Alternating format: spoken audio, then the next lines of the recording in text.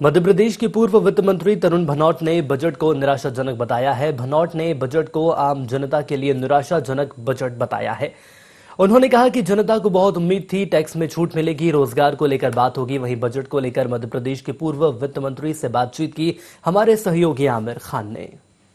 केंद्रीय वित्त मंत्री निर्मला सीतारमण जी ने आज भारत सरकार का बजट पेश किया है। इस बजट पर प्रतिक्रिया लेने के लिए हमारे साथ हैं मध्य प्रदेश के पूर्व वित्त मंत्री तरुण भनोट जी। सर, किस तरह देखते हैं ये बजट को, क्योंकि ये कहा जा रहा है कि अर्थव्यवस्था के लिए बूस्टर डोज साबित होगा, आप कैसे देखते हैं? ये जो महंगाई का डोज था उसके लिए और बूस्टर डोज है।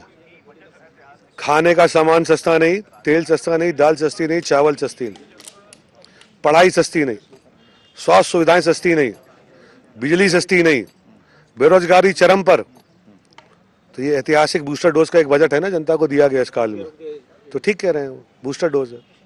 सर, इस बजट के अंदर ये कहें कि क्षेत्रीय भाषा में पढ़ाई हो सके बच्चों की, इसको लेकर, और स्कूलों में भी डिजिटलाइजेशन की बात की जा रही है, टीवियां लगाए जाने की बात की जा रही है, बेहतर शिक्षा को लेकर बात की जा रही है। संविदा शिक्षक सड़कों पर बैठे हैं,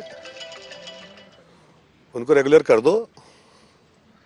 स्कूलों में टाट पत्ती पे बच्चे आज भी कई जगह बैठ रहे हैं, उनको ठीक कर दो। जो वर्तमान शैक्षणिक व्यवस्था है इसको ठीक कर दो। फिर ये जुमलेबाजी और जो सपने 2014 से आप दिखाते आ रहे हो, ये जनता को दिखाना आपके भ्रम में कोई आने वाला नहीं है। सिर्फ बेरोजगारी को बढ़ाने वाला, महंगाई को बढ़ाने वाला ये बजट है।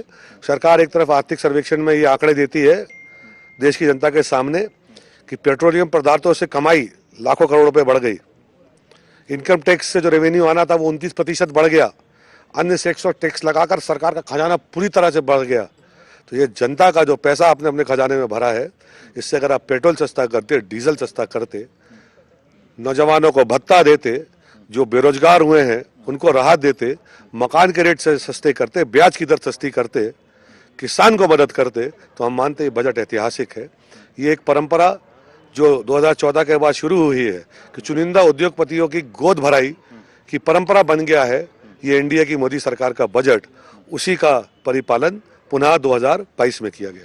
सर, कांग्रेस को कितनी उम्मीद थी इस बजट से कि ये बजट आज पेश होगा, तो क्या कुछ आएगा? देखिए, बात कांग्रेस की उम्मीद की नहीं है। हम एक राजनीतिक दल है, हमें ये समझना पड़ेगा कि जनता की क्या उम्मीद थी।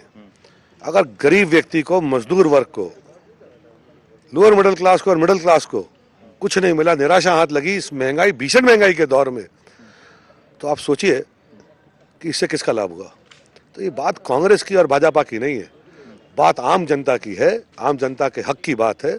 और वो लड़ाई कांग्रेस पार्टी लड़ेगी, क्योंकि भारतीय जनता पार्टी का ये लाया हुआ बजट पूरी तरह से, मैं ये मानता हूं कि जो उम्मीदें जनता की थी उस पर खरा नहीं उतर पाया है, कोई राहत जनता को नहीं मिली। बहुत धन्यवाद। तो ये थे हमारे साथ में मध्य प्रदेश के पूर्व वित्त मंत्री तरुण भनोट जी, जिनका कहना है कि इस बजट से आम जनता को कोई राहत नहीं मिली है, सिर्फ उद्योगपतियों को राहत देने के लिए ये बजट लाया गया था, जबकि कोविड काल में लोगों की नौकरियां गई थी, रोजगार पे टैक्स से छूट पर इस बजट में चर्चा होनी थी।